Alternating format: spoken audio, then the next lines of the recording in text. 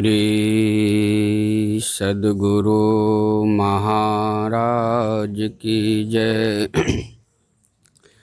सकल भूल नाशक प्रभु सतगुरु परम कृपाल। नमो कंज पद युग पकड़ी सुनु प्रभु नजर निहाल। दया दृष्टि करि नासिए मेरो भूल अरु चूक। खरो तीक्ष्ण बुद्धि मोरिना पाणि जोरि कहूँ कूक। अनंत कोटि ब्रह्मांड के नायक, त्रैलोक पावन, जगत को मंगलमय बनाने वाले, जगत के जीव को माया मोह के निंद से जगाने वाले, जीव के भव दुख दर्द मिटाने वाले, संसार को शांति का संदेश सुनाने वाले, परम आराध्य श्री सद्गुरु महाराज के पावन चरणों में कोटि कोटि नमन। आवास में अवस्थित पूज्यपाद डॉक्टर स्वामी विवेकानंद जी महाराज के चरणों में कोटि कोटि नमन। मंचासीन बुद्ध मंगल में साधु समाज, उपस्थित गुरुजन, पुरजन, सत्संग प्रेमी जन, करुणामयी माताओं तथा भक्तिमती बहनों, आप सबों के भीतर बैठे उस दिव्यात्मा को कोटि कोटि नमन। अगले साल भी मेरी उपस्थिति हुई थी और इस बार भी राजेंद्र बाबू अमीन साहब बहुत पहले लिखा दिए थे। कारण सबको विदित है। अमीन साहब के बड़े बेटे मुकेश बाबू की द्वितीय पुत्री स्नेहा सिंह जी एवं उसके पति स्वजिल आनंद के जुड़वा पुत्र हुए हैं, जिनका नाम है स्वर्णिम एवं स्नेहिल।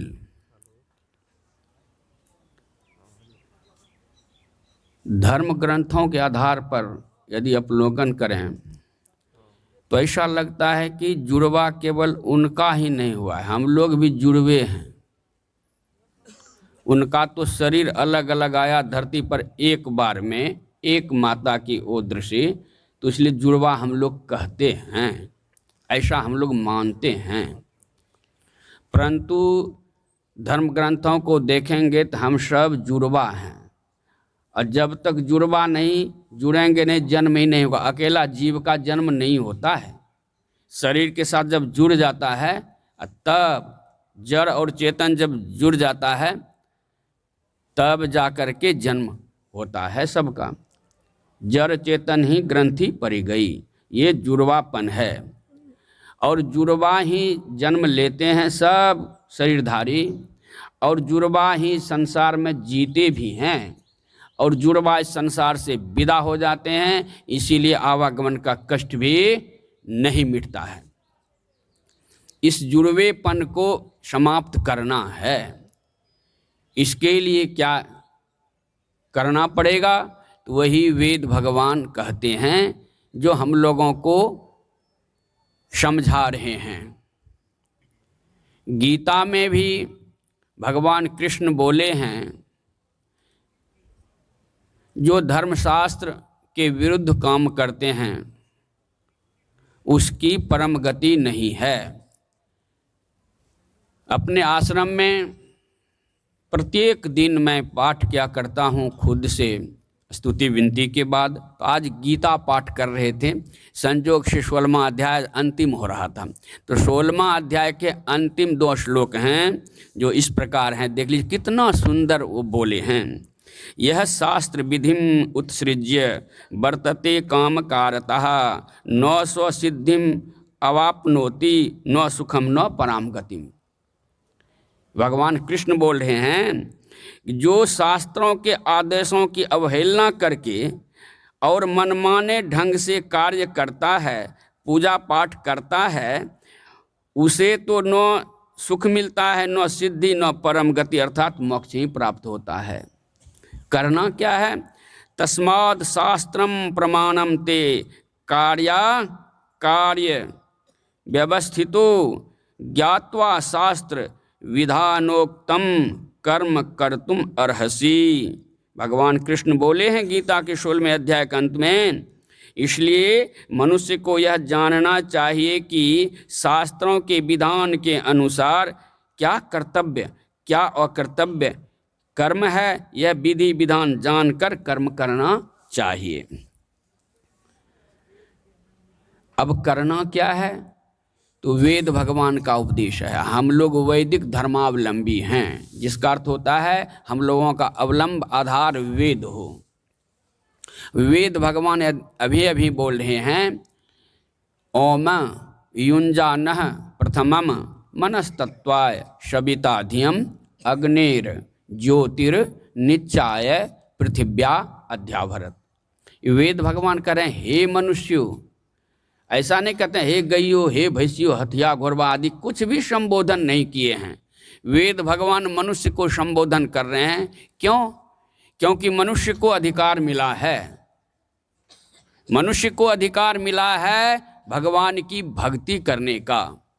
अधिकार तो मिला, लेकिन अधिकारी नहीं बने हैं अभी तक। अधिकारी कब बनेंगे? भगवान शिव का अंतिम वाणी है रामचरितमानस में। इसके बाद देखिएगा भगवान शिव का वाणी नहीं है, तब काकभूषण जी बोलते हैं। भगवान शिव अंतिम वचन बोले हैं रामचरितमानस में, राम भगति के तेई अधिकारी जिनके सत्संगति अति प्यारी। देख लीजिए, ये अधिकारी तब बनेंगे जब सत्संग करेंगे। और यही वेद भगवान कहते हैं सबसे पहले यदि परमात्मा को जानना चाहते हैं तत्व रूप में, परमात्मा है कैसा, तो आपको क्या करना होगा? हे मनुष्यों, पहले बुद्धि योग कर लो। बुद्धि योग नहीं करेंगे, बुद्धि में विवेक नहीं आएगा, तो जुड़वा जन्म लिए हैं, जुड़वा ही जी रहे हैं, जुड़वा ही संसार से चले जाएंगे, फिर मुक्ति संभव नहीं है। तो विवेक आएगा तो क्या करना चाहिए इसके लिए तब न मालूम होगा। यदि विवेक नहीं है तो यहाँ क्या कह रहे हैं? सामवेद कैन उपनिषद में कैन ऋषि, कैन का अर्थ होता है किस प्रकार, किस प्रकार से भगवान की भक्ति करें। कैन का अर्थ होता है किस प्रकार। यहाँ क्या कह रहे हैं? यन मनसा न मनुते, ये किस प्रकार का घोषक है? यन मनसा न मनुते ये नाहुर मनोमतम तदेव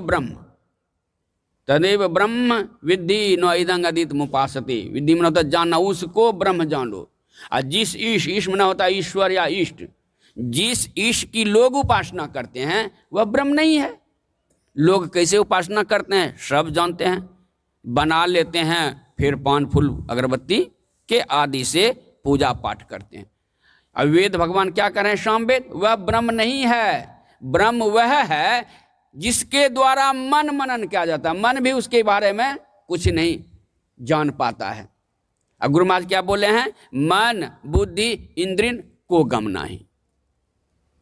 ये बोल रहे हैं कौन? जो क्या कहते हैं, समाधि की अवस्था में जा करके जान लिए हैं। हम लोग तो केवल पढ़ करके मान लिए हैं। हम लोग पुस्तक पढ़ के बोलते हैं, संत महात्मा मस्तक पढ़ के बोलते हैं, यानी कि जान लिए हैं और तब कह रहे हैं। जब भी जाना जाता है तो मन बुद्धि आदि इंद्रियों के परे स्थूल सूक्ष्म कारण महाकारण कैवल्यों के पार जाकर के वहाँ ना मन रहता है, ना बुद्धि रहती है, ना चित्त रहता है, ना अहंकार, कुछ भी नहीं रहता है। और तब अनुभूति होती है, उसी का नाम है अनुभव। तब अनुभूति होती है। और उस अवस्था में जो अनुभूति होती है, और जब वहाँ से उतरते हैं, कहने लगते हैं, तो मुंह के द्वारा वैखरीवान इसलिए बोलते हैं ना, मन उस पर सोच विचार करता है, बुद्धि निर्णय करती है। तो जो परमात्मा को जाना और जो अभी बोल रहा है, कितना अंतर है। या इंद्रियों के माध्यम से बोल रहे हैं, और इंद्रियों के माध्यम से बोलेंगे तो जैसा परमात्मा है वैसा कभी नहीं होगा। इसलिए संत कबीर साहब को कहना पड़ा, जस कथिए तस होत नहीं, क्योंकि उस अवस्था में देखे थे, परमात्मा को जाने थे। अब जो वर्णन करना बुद्धि से, मन से, चित्त से सब सम्मिलित है, ये चार अंतःकरण, इसके द्वारा भी बखान कर रहा हूँ। इसलिए वैसा नहीं बोल सकता हूँ जैसा कि अनुभव में आया है। इसीलिए गुरु महाराज को कहना पड़ा, मन बुद्धि इंद्रिय को गमना ही आत्मगम्य। वैसे परमात्मा को जानने के लिए अगरबत्ती घुमाना पड़ेगा कि पान प्रसाद चढ़ाना पड़ेगा, कि शास्त्र विधि के अनुसार जो भगवान कृष्ण अभी बोले हैं कि शास्त्र विधि को अवहेलना करके जो लोग इधर उपासना करते हैं, वह समझिए उससे न सुख मिलता है, न शांति मिलती है, न परम गति। इसीलिए शाम वेद के मंत्र में अंतिम में आया है, यह चेद वेदी दथ्य सत्यम अस्ति न चेदिहा वेदी न महति विनष्टि भूतेषु भूतेषु विचित्र धीरा प्रेत्याश्मा लगा अमृता भवंती। क्या करें, यदि यहाँ करें, यदि इस जन्म में, यानी कि मनुष्य के जन्म में, इस जन्म का मतलब होता है मनुष्य जन्म में, जन्म तो बहुत बार है, पशु पक्षी कृमि आदिक योनिन मैं भर में हूँ बहु बार हो, गिनती नहीं है इतना बार। परमाराध्य सदगुरु महाराज बोल रहे हैं, इतने बार इस जन्म में यह मनुष्य का शरीर मिला है। मनुष्य के शरीर मिलने में तीन का योगदान है, माता पिता तथा परमात्मा। याद रखिएगा, भूलना नहीं है। यदि माता पिता नहीं होते, यदि वो नहीं होते तो ये भी नहीं होता, बड़े भाग मनुष्य तनु पावा, वो है तब ये है। माता पिता और परमात्मा, ये तीनों का योगदान है। इसीलिए माता पिता परमात्मा तीनों की भक्ति करना है। अब भक्ति किस प्रकार करनी है, यही शास्त्र कह रहे हैं, जा करके किसी सच्चे सदगुरु के द्वारा ही सीख लो। यही उपदेश सारे धर्मशास्त्र बताते हैं। हम लोगों को यह भी मालूम है कि आज क्या है, तो उस बच्चे का जो है स्वर्णिम और स्नेहिल का जन्मदिन है, अगले साल जन्म हुआ था, जन्मदिन है। तो ये भी देखना पड़ेगा कि जन्मदिन जो मनाते हैं तो जन्म होता है किसका, देखिएगा। जन्मदिन किस प्रकार मनावें, इसमें अगर अंतर हो जाएगा तो वो लाभ नहीं होगा। क्योंकि जन्मदिन कैसे मनाते हैं, किस प्रकार मनाते हैं, किस विधि से मनाते हैं, इसका छाप जिसके लिए मना रहे हैं, जिस बच्चे के लिए, उस पर पड़ता है। कैसे पड़ता है, तो एक मैं कहानी के माध्यम से आपको सुनाता हूँ। श्रावस्ती में भगवान बुद्ध विहार कर रहे थे और भिक्षा करके वो खाते थे। उसकी कटोरी, हाथ में कटोरी था, भिक्षा पात्र था, थे सम्राट लेकिन हो गए भिक्षुक। इसलिए भिक्षुक बने कि भिक्षु में अहंकार नहीं रहता है, बाकी में अहंकार भी रहता है, लेकिन जो भिक्षा मांगने के लिए निकलेगा उसको कोई अहंकार नहीं, जो दे उसका भी भला, जो ना दे उसका भी भला, कोई अहंकार नहीं। इसलिए अपने शिष्यों को भिक्षु कहते थे। भगवान बुद्ध स्वयं भिक्षा लेते थे। तो चले जा रहे थे, संजोग से एक घर में ऐसे साफ सफाई सजावट हो रहा था, क्योंकि उस बच्चे का, उसके घर में उसके बच्चे का जन्मदिन था, और वो थे ब्राह्मण और ब्राह्मणी। पहले पूज्यपाद को आने दीजिए, तब मैं अपना समय कुछ कहूँगा। अब आने दीजिए। श्री सद्गुरु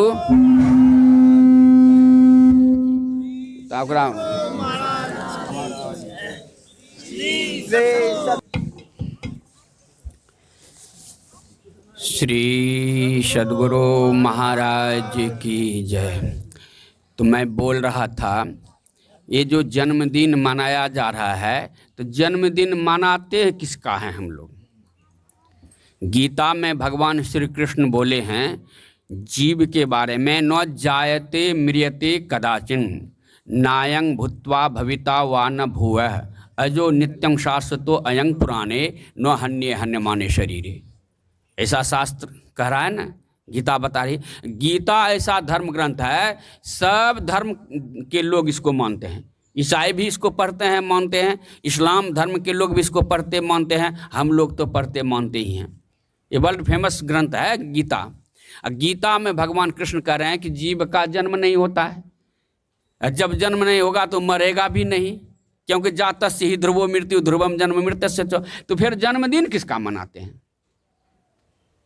जन्म लेता है शरीर, जन्म होता है शरीर का, और शरीर मरता भी है, कितनों इसको हिफाजत में रखिए, एक ना एक दिन शरीर का अंत होगा ही, शरीर का अंत, शरीरांत, इसी को देहावसान समय भी बोलते हैं।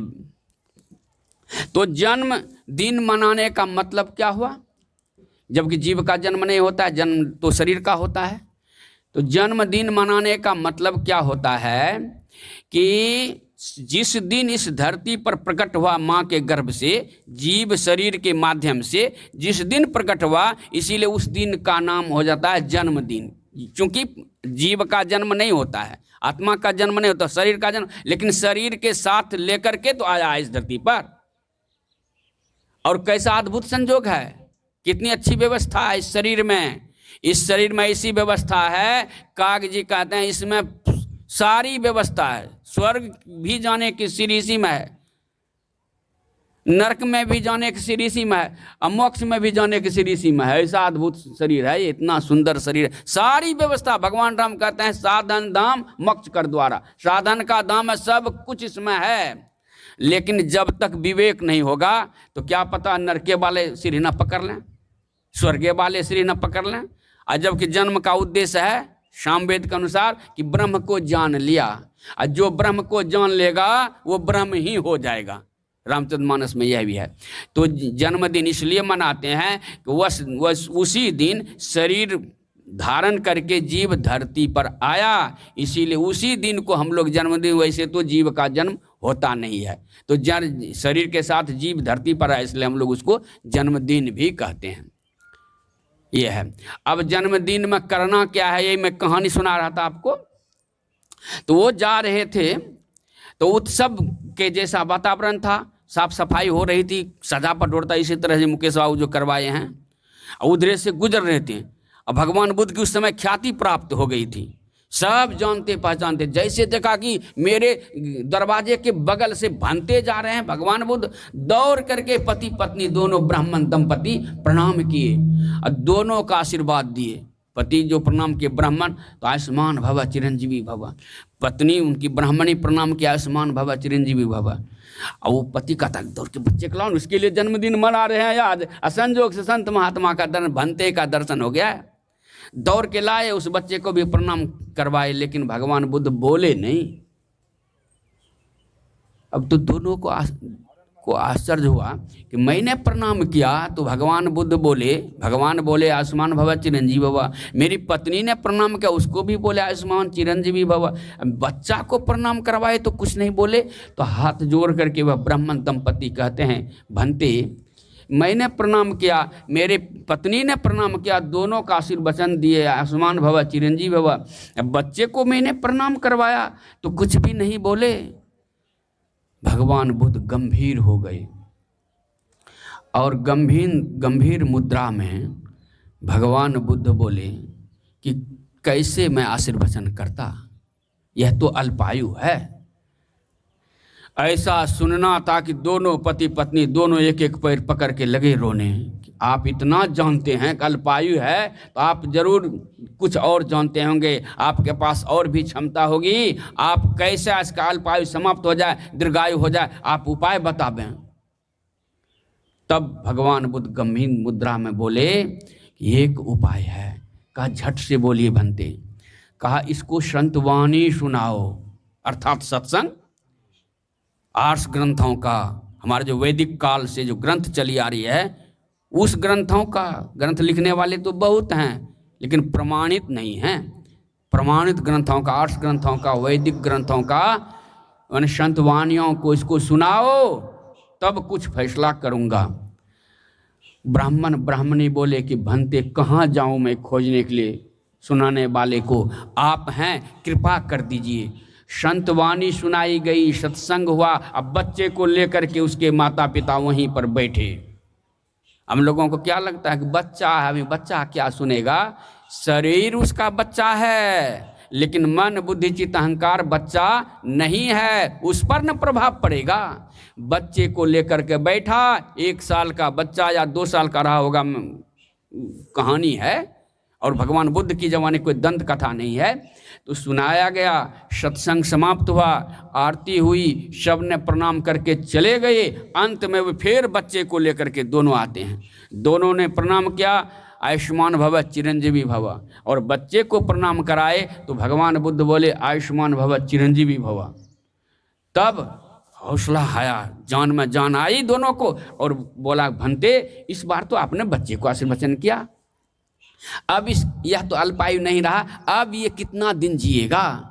तब भगवान बोले अब यह बच्चा 120 वर्ष जिएगा। ये है किस विधि से सत्संग करते हैं, जन्मदिन मनाते हैं, ये छाप उस पर पड़ता है। यदि कोई जन्मदिन देखे होंगे आप गांव समाज में, कौन ऐसे बोतल में जाता है, मुर्गा शराब सब चलता है, तो छाप कैसा पड़ेगा उस पर? इसलिए बच्चे का जब भी जन्मदिन मनावें, किसी महापुरुष को बुला करके उसके सानिध्य में रख करके मनावेंगे, तो फिर उसके जीवन का जो भी अलाय बलाय है सब दूर होता है। ये उपाय है।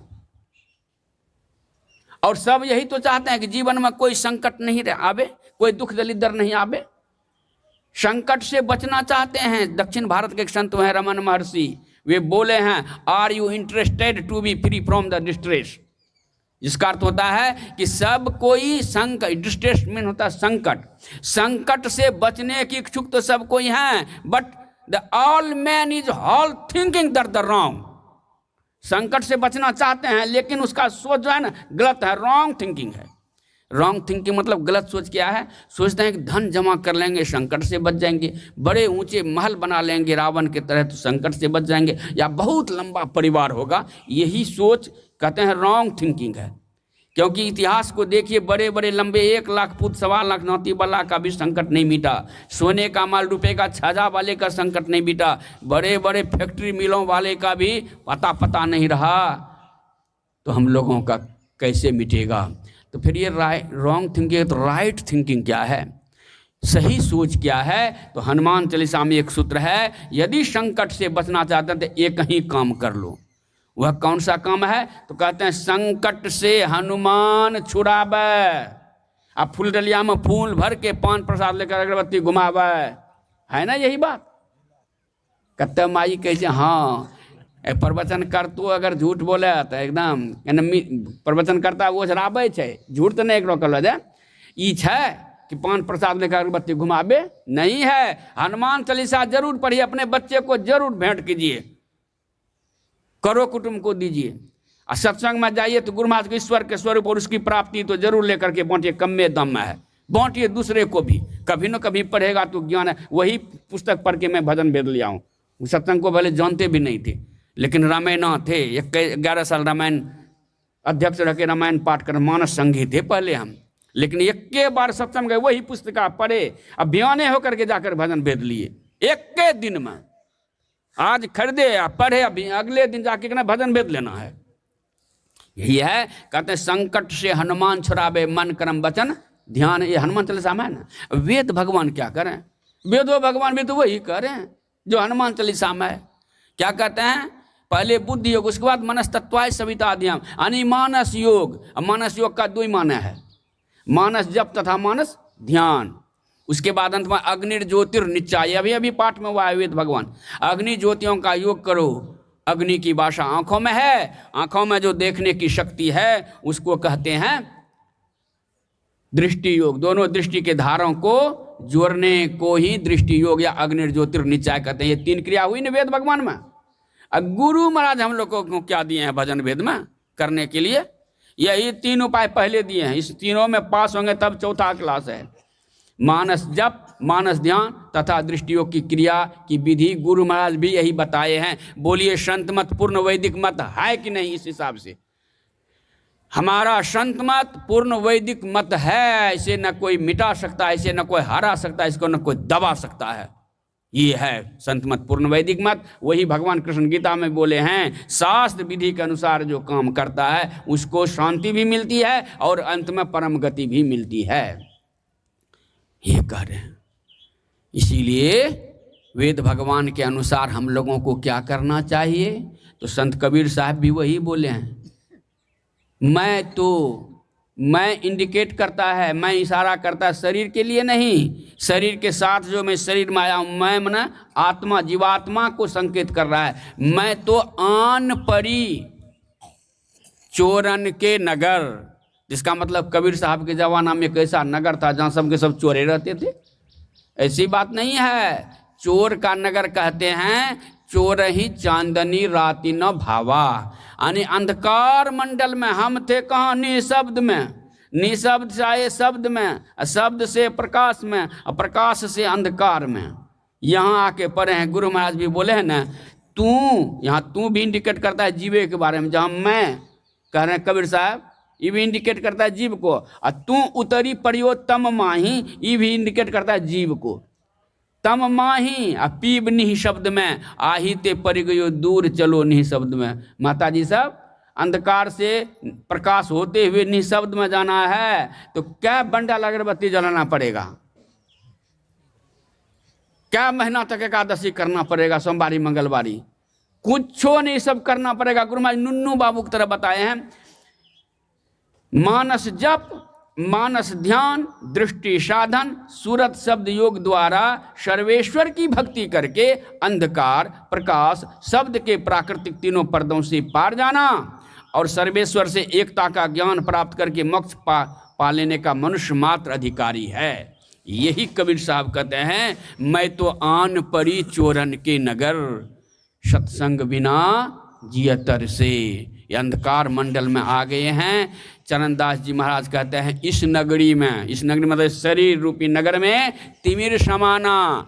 जब तक तिमिर यानी अंधकार में रहेंगे, अज्ञान की अवस्था में रहेंगे तो भूल भरम हर बार। क्या भूल भरम करते आए हैं वही अब हो रहा है, सावधान हो जाना है। हम लोग वही मूर्ति पूजा पाठ में, तीर्थ वैरागन में, एकादशी द्वादशी में हर बार इसी में भूल भरम हो रहा है। यही समझते हैं कि इसी से हमारा कल्याण होगा।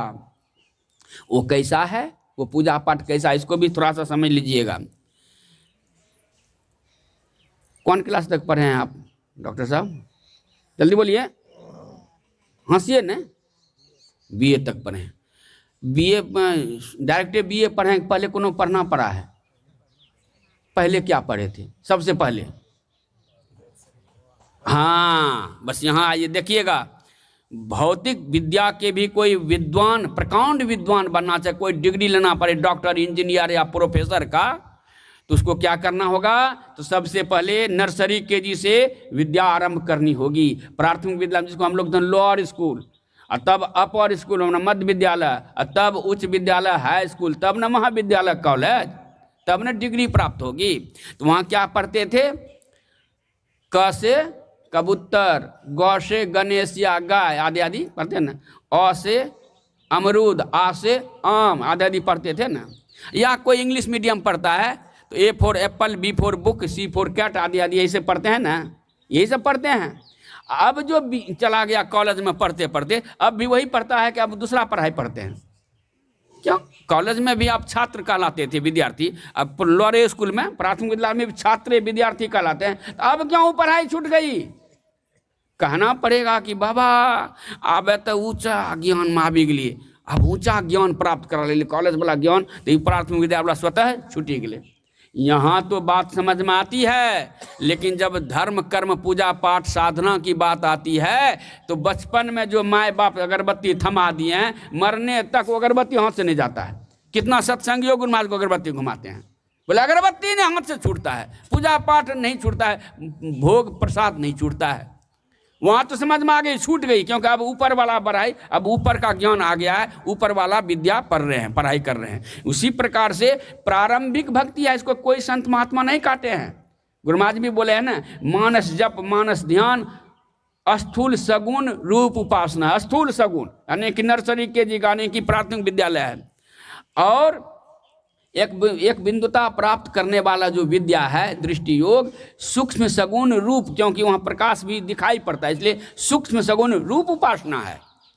और सार शब्द के अतिरिक्त जो अनहद शब्द की साधना है, ये कहते हैं सूक्ष्म सगुण अरूप, क्योंकि शब्द में भी गुण है, इसलिए सगुण हुआ, लेकिन दिखाई नहीं पड़ता है, इसलिए कहा सूक्ष्म अगुण उपासना है।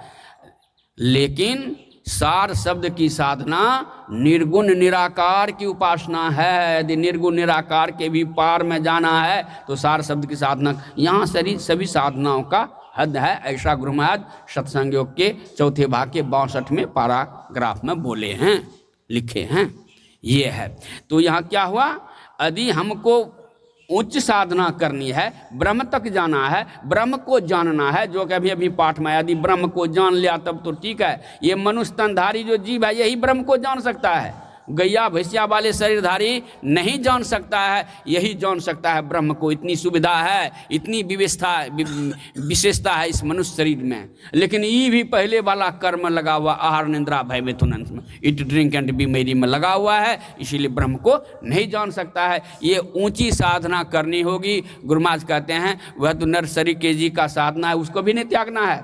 क्योंकि वो जो पूजा पाठ करते हैं, एकादशी द्वादशी मंदिर में जाते हैं, अगरबत्ती घुमाते हैं, उससे पुण्य की पूंजी जमा होती है। और जब तक कई जन्मों से करते करते पुण्य की पूंजी जमा हो गई, अब पुण्य की पूंजी का जमा का परिणाम क्या है, फल क्या है, तो संत की प्राप्ति। पुण्य पुंज बिनु मिले ही ना संता। जब सदगुरु मिल जाए तब जो उनसे दीक्षा लेकर के, ज्ञान लेकर के हम लोग अब ऊंची साधना करेंगे कि फिर से वही नर्सरी के जी में चले गए, कॉलेज में, अब फिर से लोअर स्कूल में पहले 1 घंटा यहाँ पढ़ेंगे, 1 घंटा वहाँ मध्य विद्यालय में पढ़ेंगे, 1 घंटा उच्च विद्यालय में पढ़ेंगे, तब कॉलेज में जाएंगे तो उसका पढ़ाई बर्बाद हो जाएगा।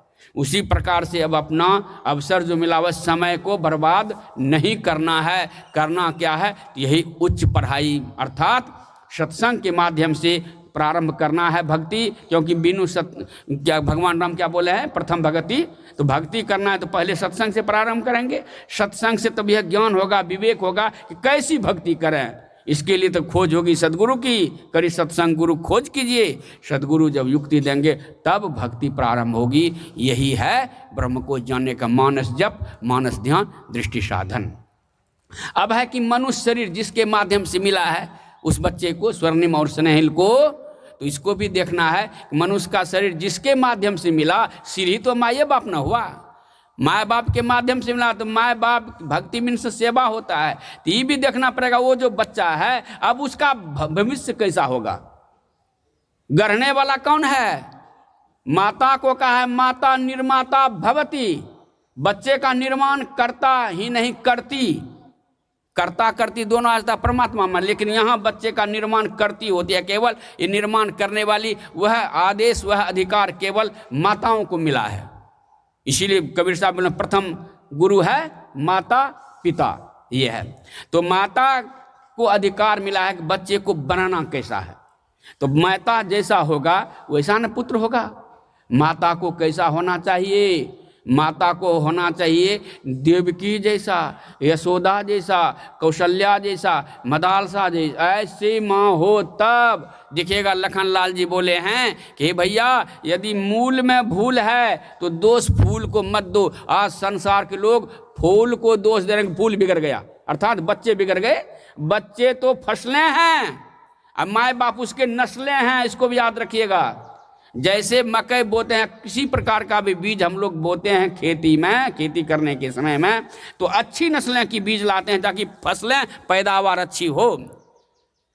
अब खराब नस्ल के बीज होगा तो पैदावार खराब। उसी प्रकार से बच्चे तो हमारे फसलें हैं, माए बाप उसकी नस्लें हैं, इसको समझ लीजिएगा। नस्ल खराब तो फसल भी खराब, नहीं कि माए बाप का चरित्र चिंतन खराब, सोच खराब तो बच्चे का भी खराब।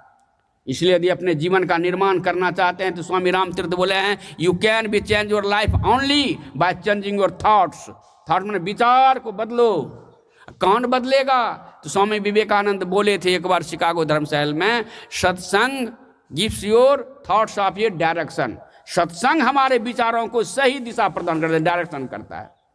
ये है तो माँ बाप को कैसा होना चाहिए, तो लखनलाल जी वाल्मीकि रामायण में बोले हैं पिता यस्य सुचिर भूतो। देखिएगा भूल कहाँ में है, गलती कहाँ में है, और दोष हम अपने बच्चे को देते हैं। आजकल के बच्चे बिगड़ रहे हैं। बच्चे जाकर के 10-12 हज़ार का मोबाइल खरीद लेता है, बिल्कुल डायनासोर चला गया है धरती पर से मत समझिएगा। एक वैज्ञानिक बोल रहा था ऐसा उपाय किए वैज्ञानिकों ने, डायनासोर समाप्त हो गया। ये तो सच है, डायनासोर समाप्त हो गया, लेकिन ये जो है मेरे पास तो छुटका है, इतना बड़ा बड़ा पूरा डायनासोर है, निगल रहा है हमारे बच्चे के भविष्य को।